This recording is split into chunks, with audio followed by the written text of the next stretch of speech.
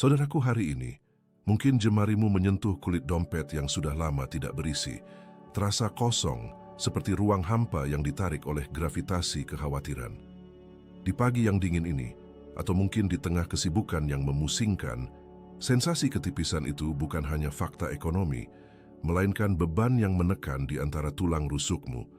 Kamu mungkin berpikir, ini hanya siklus hidup, atau ini salah keadaan pasar global, atau ini hanya nasib sial yang harus kuterima.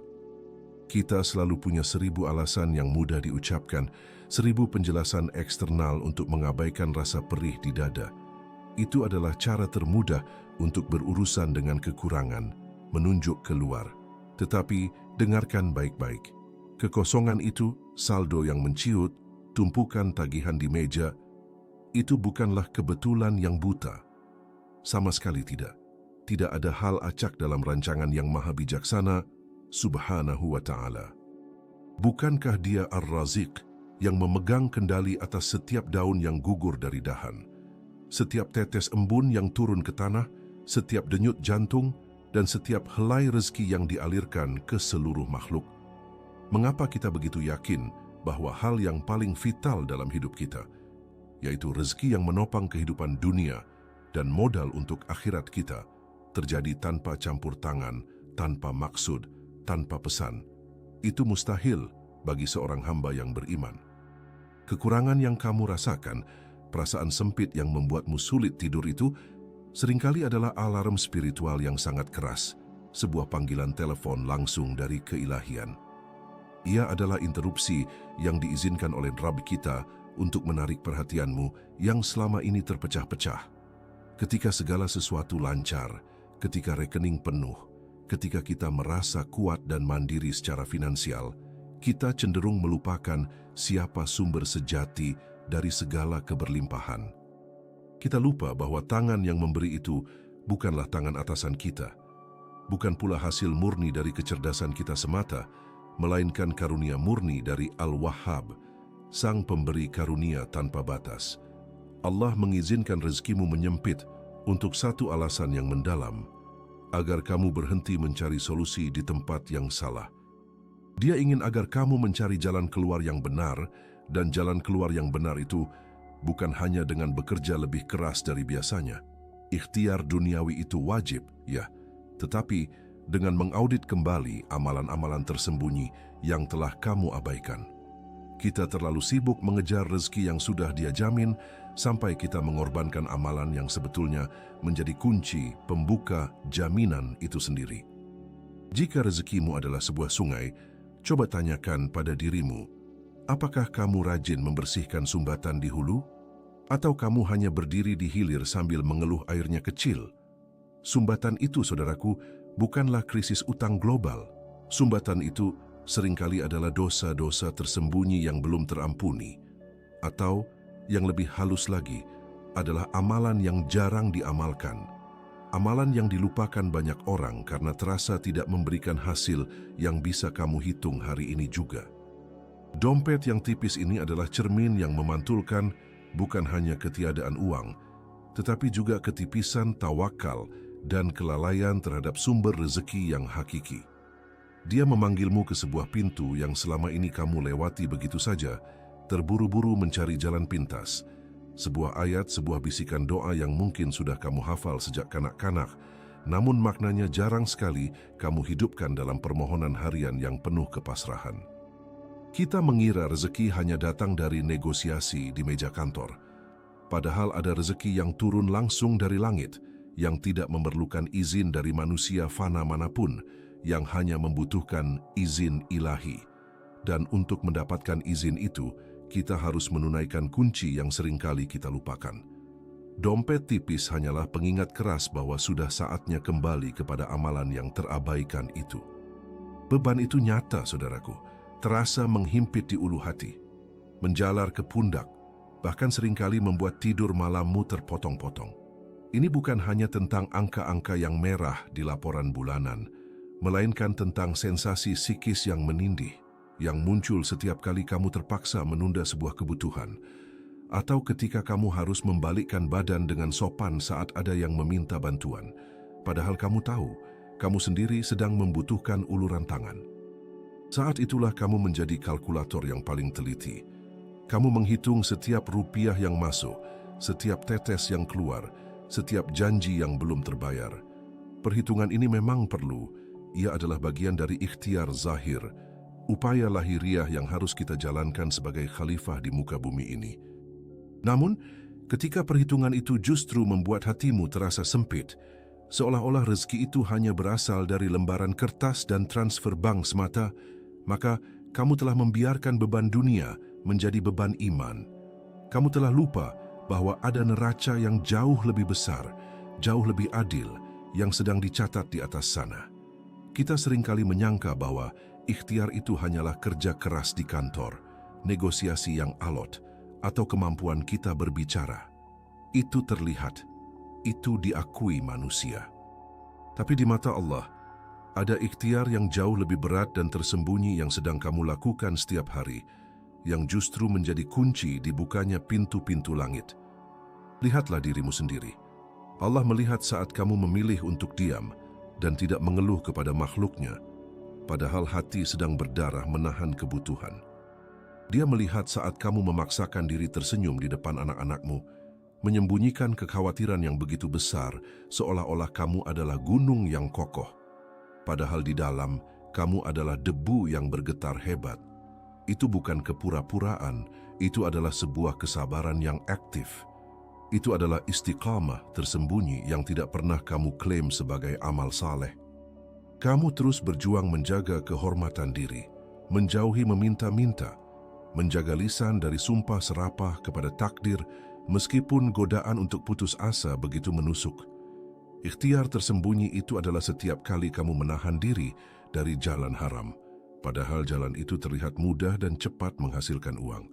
Saat kantongmu kosong, saat tagihan menumpuk, tawaran untuk membelok ke arah yang dilarang itu datang seperti bisikan setan yang sangat meyakinkan. Namun kamu menolaknya, bukan karena kamu takut pada hukum dunia, tetapi karena kamu takut pada pandangan Allah. Itu adalah jihad yang tidak tercatat di buku kerja manapun, tetapi tercatat jelas di Lauhul Mahfuz. Allah melihat doa yang kamu panjatkan dalam keheningan sepertiga malam terakhir, saat manusia lain terlelap. Kamu tidak meminta kekayaan instan, kamu meminta kekuatan untuk bertahan, meminta ampunan atas dosa yang mungkin menjadi penghalang rezeki, dan memohon agar tawakalmu tidak pernah goyah. Itu adalah ikhtiar qalbiyah, upaya hati yang sering kita lupakan saat sibuk menghitung laba rugi materi.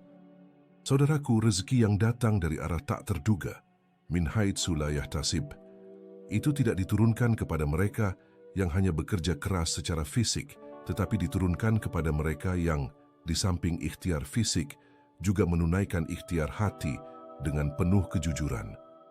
Mereka yang kesulitan tetapi tetap menjaga salatnya tepat waktu, yang berjuang memenuhi janji, yang tetap bersedekah meski hanya dengan senyuman atau sisa-sisa uang receh, demi memelihara harapan bahwa tangan Allah berada di atas segala tangan. Ketenangan dari beban dada itu hanya akan kembali saat kamu menyadari bahwa semua perjuangan sunyi ini, semua tetesan keringat yang tidak pernah dilihat oleh bosmu, semua air mata yang tumpah di sajadah saat kamu merasa sangat sendirian, semuanya itu dilihat, semuanya dihitung, dan nilainya di sisinya jauh melampaui total saldo rekening manapun yang kamu risaukan saat ini. Maka, kembali kepada amalan yang terabaikan itu, yang menjadi sebab terbukanya pintu rezeki, adalah tentang mengintegrasikan perjuangan lahiriahmu dengan kepasrahan dan pengharapan yang penuh kepada Yang Maha Melihat. Sudah saatnya kita menoleh, mencari ayat mana yang paling sering kita lewati, ayat yang menjanjikan pertolongan khusus bagi mereka yang gigih dalam kesabaran sunyi ini. Saudaraku, setelah semua perhitungan dan keringat yang kamu tumpahkan itu, apakah kamu benar-benar yakin bahwa kekayaanmu, rezekimu, itu murni hasil dari kepintaranmu mengatur waktu, atau dari tulang punggung yang kamu patahkan di depan meja kerja? Ini adalah pertanyaan yang menusuk, ya. Karena seringkali, ketika kita berhasil mencapai tujuan duniawi, dada kita membusung sedikit, dan lisan kita memuji strategi kita sendiri, lupa bahwa strategi terbaik di dunia pun bisa dihancurkan oleh satu kali sakit kepala ringan yang tidak terduga atau satu kali kerugian besar yang diizinkannya hanya dalam satu malam. Rezeki itu bukan sistem gajian, saudaraku. Bukan seperti kamu menukarkan 8 jam tenaga dengan sejumlah nominal yang pasti yang dijamin oleh kontrak fana semata. Kalau rezeki hanya hasil dari tenaga murni, lantas mengapa mereka yang bekerja paling keras di bawah terik matahari, yang tenaga fisiknya paling terkuras, punggungnya paling sakit, jam tidurnya paling sedikit, justru seringkali memiliki paling sedikit di dunia ini? Tidak, rezeki itu adalah janji, sebuah janji agung dari Ar-Razzaq yang Maha Pemberi rezeki. Kita telah dididik untuk meletakkan 100% keyakinan pada sebab akibat yang kasat mata. Kita percaya bahwa jika kita menanam, pasti akan panen. Jika kita rajin berdagang, pasti untung. Ikhtiar itu wajib, itu adalah perintah gerakan lahiriah yang harus kita jalani. Tetapi ketika kita menggantungkan keberhasilan, ketenangan dan kelapangan hidup kita 100% pada kualitas ikhtiar itu sendiri, kita sedang melakukan sebuah syirik halus. Kita sedang menuhankan gerak lahiriah, menuhankan sebab, dan secara diam-diam mengecilkan kuasa kun fayakun. Kita lupa bahwa yang memanenkan itu bukan tanganmu, melainkan izinnya. Pintu rezeki yang belum kita sentuh dengan benar ini bukanlah pintu bank atau pintu ruang kerja atasan yang kamu harapkan akan menaikkan gajimu. Pintu itu ada di dalam hati, di mana letak keyakinanmu bersemayam. Kita terlalu sibuk mengetuk pintu-pintu dunia yang padat dan berdesakan. Pintu manusia, pintu pasar, pintu investasi, sampai kita lupa bahwa kunci dari semua pintu itu dipegang oleh satu zat yang tidak pernah tidur dan tidak pernah ingkar janji. Lihatlah, ada ayat yang kamu hafal, kamu baca, tetapi mungkin belum kamu hidupi getarannya. Belum kamu jadikan pedoman utama dalam mencari nafkah. Ia tersembunyi di dalam kesunyian surah At-Talaq, sering disebut sebagai ayat 1000 dinar. Meskipun nama itu tidak diajarkan oleh Rasulullah Shallallahu Alaihi Wasallam, tapi intisarinya merujuk pada janji ini. Wa may yattaqillaha yaj'al lahu makhraja wa yarzuqhu min haitsu la yahtasib. Barang siapa bertakwa kepada Allah, niscaya Dia akan mengadakan baginya jalan keluar dan memberinya rezeki dari arah yang tiada disangka-sangkanya. Perhatikan, saudaraku, Dia tidak berfirman, barang siapa bekerja keras 1000 jam seminggu. Dia tidak berfirman, barang siapa memiliki gelar tertinggi atau modal terbesar. Dia meletakkan prasyarat itu pada takwa, kesadaran dan penghambaan yang utuh. Takwa bukan sekadar ritual, bukan hanya jubah yang kamu kenakan saat salat Jumat. Takwa itu adalah saringan halus dalam setiap keputusan yang kamu ambil di tengah pasar. Apakah aku akan berbohong demi keuntungan cepat ini? Apakah aku akan menahan hak orang lain demi melunasi hutangku yang mendesak? Apakah aku akan menggunakan jalan pintas yang tidak diridai? Atau aku akan bersabar dalam kesusahan yang bersih? Setiap kali kamu memilih jalan yang diridai Allah, bahkan ketika itu terasa lebih sulit dan jalannya lebih panjang, kamu sedang membersihkan jalur transmisi rezeki yang tidak terduga itu. Kamu sedang membuka pintu yang tidak bisa dibuka oleh kekuatan bank atau kekuatan ototmu. Kita seringkali terbalik. Kita fokus pada hasil finansial yang kasat mata, sehingga kita mengorbankan kualitas takwa yang seharusnya menjadi sumber daya tak terlihat itu, sumber daya yang mampu mendatangkan pertolongan dari tempat yang mustahil. Rezeki adalah hadiah yang diantar melalui jalur taat. Jika jalur itu bersih dan hati kamu yakin pada janjinya, maka rezeki itu akan datang. Maka kita harus menggeser pusat gravitasi kita dari aku bekerja keras menjadi Dia memberi melalui sebab yang Dia kehendaki. Sekarang, mari kita lihat lebih dekat bagaimana cara kita menyentuh pintu takwa itu. Dengan amalan lisan yang sering kita anggap remeh, padahal ia adalah jembatan menuju ketenangan janjinya, terutama saat kita merasa sangat sempit dan terdesak. Seringkali, saat kita mengangkat tangan, hati kita masih diselimuti keraguan. Doa kita seringkali berbunyi seperti daftar belanjaan, atau lebih buruk, sebuah negosiasi yang lemah. kita meminta agar Yang Maha Kaya sudi memberikan apa yang sudah Dia janjikan. Kita memposisikan diri seolah rezeki itu adalah anugerah langka yang perlu dimohonkan dengan air mata. Padahal bagi mereka yang memilih jalan takwa, ia adalah kepastian, sebuah janji yang termaktub tegas dalam kitabullah dan bukan sekadar permohonan yang samar.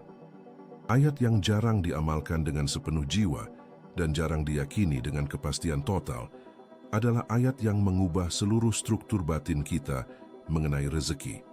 Kita membacanya, mungkin menghafalnya, tetapi kita gagal menginternalisasi bobot kalimatnya. Ia bukan bermaksud untuk sekadar mengulang, "Ya Allah, berikanlah aku rezeki," melainkan sebuah deklarasi keyakinan yang fundamental, sebuah penetapan bahwa ketika kita memenuhi sisi kontrak kita, takwa, Dia pasti memenuhi sisinya, rizqai.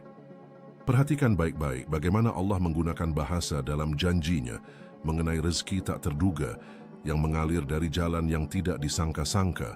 Bahasa yang digunakan adalah bahasa kepastian, janji yang definitif, bukan bahasa harapan tentatif. Ini adalah pergeseran besar dalam cara kita berkomunikasi dengan Yang Maha Pemberi. Kita berhenti menjadi pengemis yang ragu-ragu di hadapan pintu kemiskinan kita sendiri dan mulai menjadi saksi yang yakin atas kebenaran janjinya yang agung. Saat kamu mengucapkan kalimat dari ayat ini, kamu tidak sedang meminta sesuatu yang belum pasti.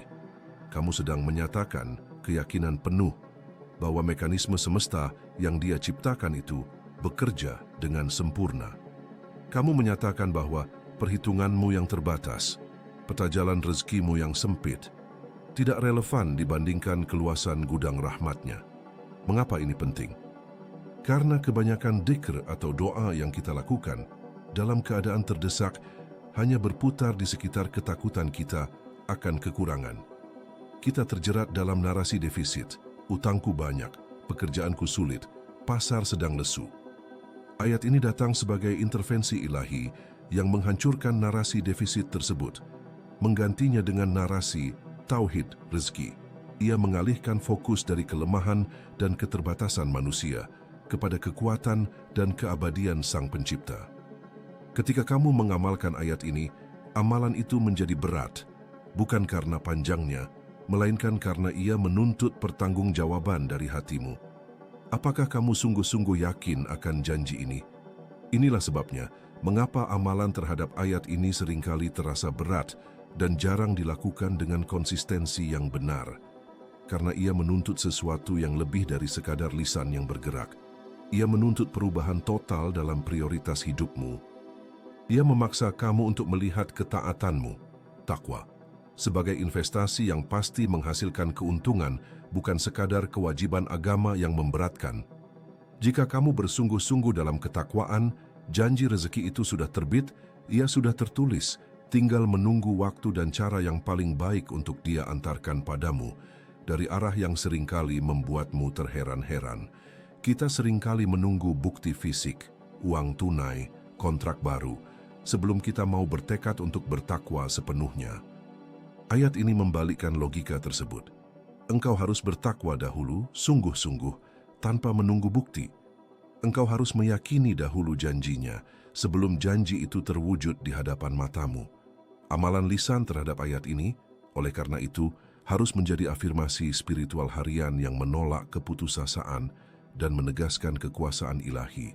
Ini adalah jembatan yang menghubungkan iman yang abstrak dengan rezeki yang konkret. Ini bukan sihir, saudaraku. Ini adalah hasil logis dari kesetiaan total kepada sistem yang telah Allah tetapkan sejak zaman azali. Saat kamu mengamalkannya dengan pemahaman penuh, kamu tidak lagi melihat rezeki sebagai hasil dari perjuangan keras semata, melainkan sebagai konsekuensi langsung dari hubungan yang benar dengan Pencipta. Inilah yang membuat ayat ini berbeda. Ia bukan peluru ajaib, melainkan sebuah kontrak yang jelas dan pasti, yang menuntut kualitas takwa tertinggi darimu. Dan ketika takwa itu hadir, pintu-pintu rezeki yang selama ini kamu yakini tertutup, akan terbuka dari dimensi yang bahkan kamu tidak pernah tahu ia ada. Lalu, bagaimana bentuk dzikr yang mampu membawa bobot keyakinan yang sedemikian rupa? Bagaimana kita mengucapkan ayat ini agar ia tidak hanya berhenti di tenggorokan, tetapi meresap ke dalam sumsum keyakinan kita, mengubah cara kita bernapas dan cara kita memandang setiap tagihan yang datang. Kita harus berhenti, saudaraku. Berhenti sejenak di titik ini, sebelum kita melanjutkan ke lafaz spesifik dari ayat itu sendiri. Sebab bahaya terbesar dari upaya mendekati firman-Nya yang berjanang janji adalah ketika kita mendekatinya dengan mentalitas seorang pedagang, seorang pencari trik, atau seorang ahli strategi yang sedang mencoba menembus kode rahasia. Kamu datang membawa kalkulator di satu tangan, dan niat di tangan yang lain yang seolah berkata, "Aku akan mengamalkan ini sekian kali, dan sebagai imbalannya, engkau harus memberikan rezeki sekian banyak." Tidakkah kamu lelah, saudaraku? Kelelahan yang muncul dari upaya tak berkesudahan untuk mengontrol segala sesuatu yang seharusnya berada di luar kendalimu, yang seharusnya diserahkan sepenuhnya kepada kemahakuasaannya. Kita telah salah memahami. Ayat ini, atau dzikir apapun yang berjanji membawa ke lapangan rezeki, bukanlah tombol on-off yang kita tekan dan otomatis menghasilkan uang tunai. Ia juga bukan semacam mantra kuno yang disembunyikan dalam peti rahasia dan hanya efektif jika diucapkan dengan teknik pernapasan tertentu atau di waktu yang amat spesifik. Tidak. Pahami, ini adalah undangan murni untuk melihat kemurahan hati Allah Subhanahu wa Ta'ala. Bukan rahasia yang disimpan oleh sekelompok wali atau orang saleh tertentu. Pintu rezeki itu tidak pernah tertutup dari sisinya. Justru kitalah yang secara konsisten membangun dinding tebal keraguan dan perhitungan fana di hadapan pintu itu, lalu berdiri di belakang dinding itu dan berteriak, "Ya Allah, aku miskin, bukakan pintu." Padahal, yang perlu kita lakukan hanyalah menghancurkan dinding keraguan kita sendiri. Saat kita membaca ayat ini, kita tidak sedang memerintah. Kita sedang bersaksi bahwa Dia adalah yang Maha Pemberi rezeki. Kita sedang menarik napas melihat ke langit dan mengakui hakikat yang sudah ada, bahwa alam semesta ini bergerak atas dasar kasih sayang-Nya yang melimpah dan bukan karena ketepatan pengamalan kita yang terbatas. Jika kamu membaca ayat ini 1000 kali, tapi hatimu masih melihat bosmu sebagai sumber rezeki sejati, maka pengamalanmu itu hanya akan menjadi angin yang lewat di tenggorokan. Bobot keyakinan, yakin, tidak diukur dari jumlah hitungan tasbih yang kamu genggam, melainkan dari kedalaman kekosongan hati yang kamu hadirkan di hadapannya. Kekosongan dari asumsi, kekosongan dari perhitungan utang dan piutang, kekosongan dari beban harus mencari tahu bagaimana rezeki itu akan datang. Bentuk dzikir yang memiliki bobot adalah yang diucapkan dengan husnudzon, prasangka baik yang tak tergoyahkan. Itu berarti, saat kamu mengucapkan janjinya tentang rezeki, kamu percaya sepenuhnya bahwa janji itu sudah berlaku, meskipun dompetmu saat itu tipis atau rekeningmu hampir nol. Keimananmu harus mendahului bukti. Kita tidak menunggu rezeki datang untuk berterima kasih. Kita berterima kasih sebelum ia datang, sebagai bentuk pengakuan bahwa Dia tidak pernah ingkar janji. Katakanlah, kamu memiliki kebutuhan mendesak sebesar 100 juta rupiah. Ketika kamu mendekati ayat ini dengan mentalitas pedagang, kamu akan merasa tertekan untuk mengamalkannya dengan sempurna. Karena kamu takut jika satu hitungan meleset, janji itu tidak terpenuhi. Tetapi jika kamu mendekatinya sebagai undangan murni untuk melihat kasih sayang-Nya, kamu akan berucap, bukan karena kamu ingin 100 juta itu datang segera, tetapi karena kamu ingin menegaskan bahwa Yang Maha Kaya mampu memberikannya, atau sesuatu yang jauh lebih baik dan lebih kamu butuhkan tanpa sedikit pun usaha paksa darimu. Ayat ini adalah alat untuk mengubah lensa pandangmu, bukan alat untuk memanipulasi takdir. Ini adalah ajakan untuk berhenti menganggap rezeki sebagai hasil dari perjuangan keras yang menyakitkan dan mulai melihatnya sebagai aliran rahmat yang mengalir terus-menerus, yang hanya membutuhkan kita untuk menyingkirkan puing-puing keraguan dari hati kita agar air itu bisa membasahi jiwa. Inilah hakikat dari dzikir yang membuka pintu, bukan karena dzikir itu kuat, tetapi karena yang kita sebut melalui dzikr itu Maha Kuat, Maha Pengasih, dan Maha Pemurah. Lalu apa sebenarnya lafaz yang jarang diamalkan ini, yang mampu membawa bobot keyakinan yang sedemikian rupa, dan bagaimana kita melafazkannya, sehingga ia benar-benar memutus rantai perhitungan manusiawi yang mengikat kita?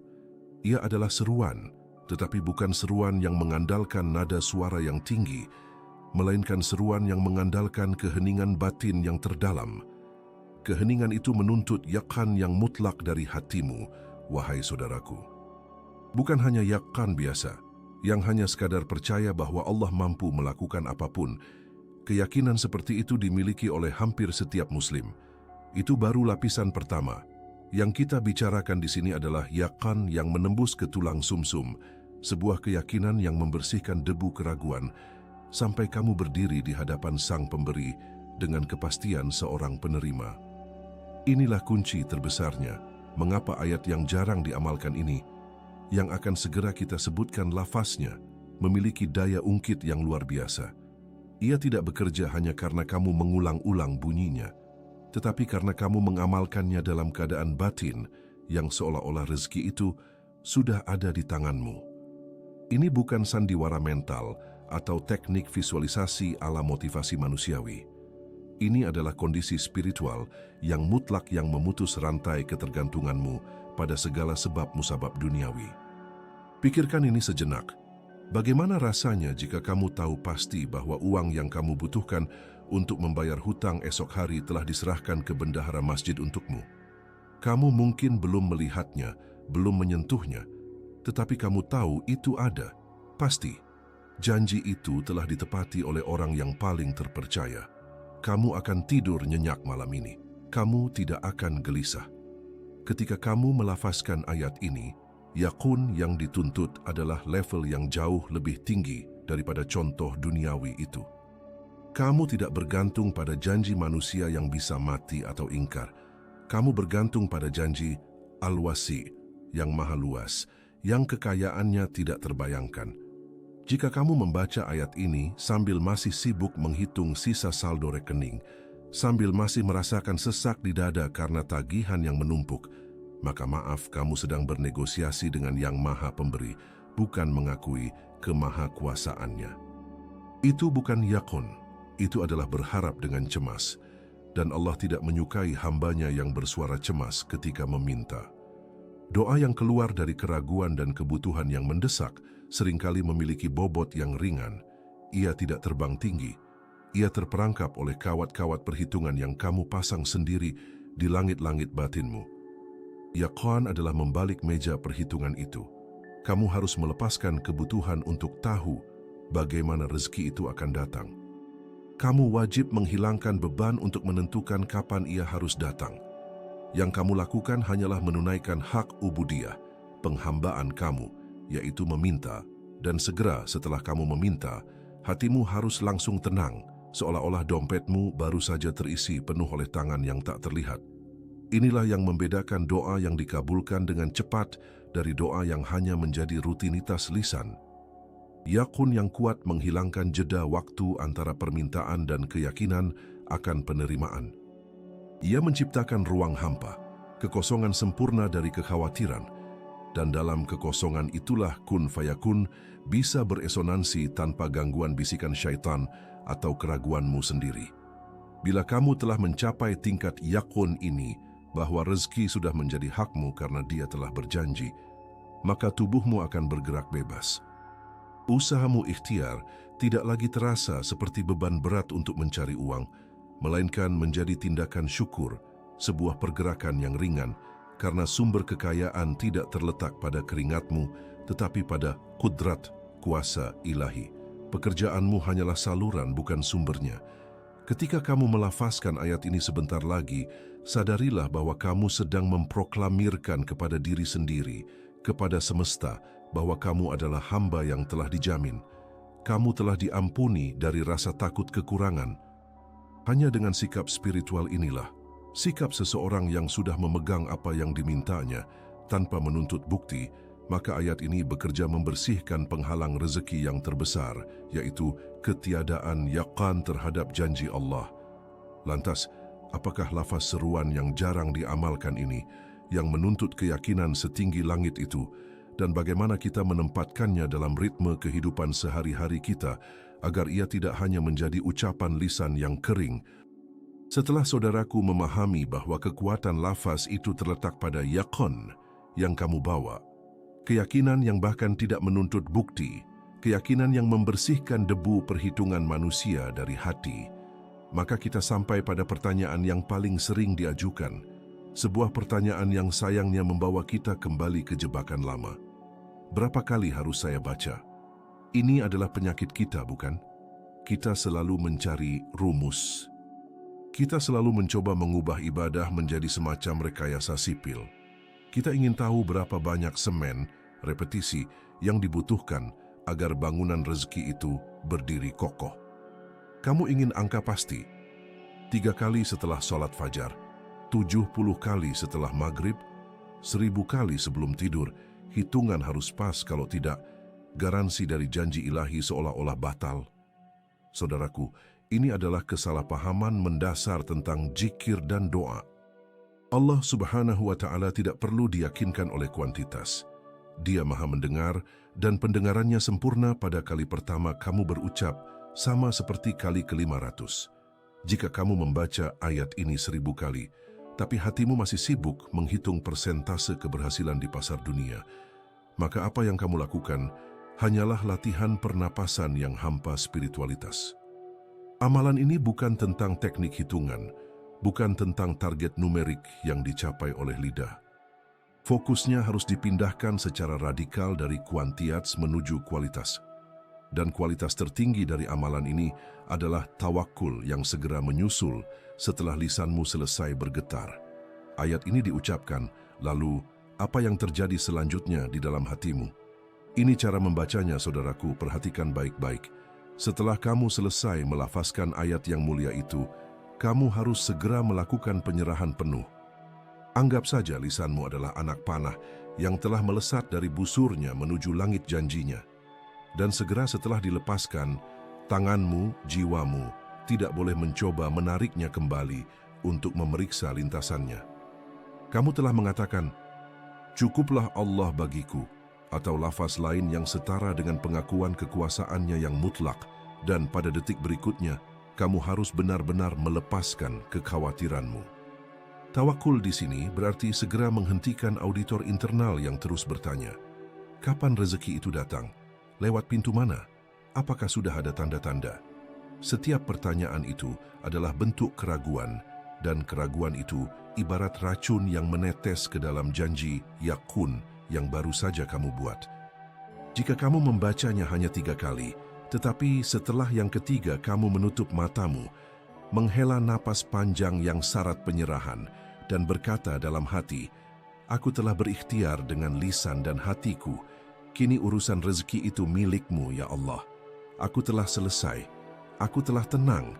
Maka 3 kali itu jauh lebih dahsyat daripada ribuan kali yang diwarnai oleh gelisah dan pengecekan hasil. Amalan ini adalah janji 2 arah. Kamu berjanji untuk mengakui kemahakuasaannya, dan Dia telah berjanji untuk mencukupkan. Jangan kamu rusak janjimu dengan kekhawatiran yang hanya membuktikan bahwa kamu lebih percaya pada perhitungan bank daripada pada firman-Nya. Itu adalah kesombongan halus yang terselubung dalam ibadah. Jadi lepaskanlah tasbih hitungan itu sejenak. Fokuskan pada huzur, kehadiran hati, dan taslim, penyerahan. Bacalah, lalu rasakan kelegaan, bahkan sebelum rezeki itu terlihat di depan mata. Kelegaan itu adalah rezeki pertama yang Dia berikan kepadamu melalui ayat ini. Rezeki berupa ketenangan hati yang jauh lebih berharga daripada seluruh emas di dunia. Kelegaan ini membuktikan bahwa kamu benar-benar meletakkan beban rezeki itu di atas pundak yang maha kuat. Ini adalah amalan meninggalkan kontrol, meninggalkan kecemasan, meninggalkan hasil. Jika kamu bisa mencapai kualitas penyerahan ini, maka ayat yang jarang diamalkan ini, yang sebagian besar kita ucapkan hanya sebagai formalitas lisan, akan bekerja membersihkan penghalang antara dirimu dan keluasan rezekinya. Lantas, apakah gerangan lafaz yang agung ini, yang menuntut pelepasan jiwa dan penyerahan total sebagai syarat agar pintu rezeki dari arah tak terduga terbuka lebar.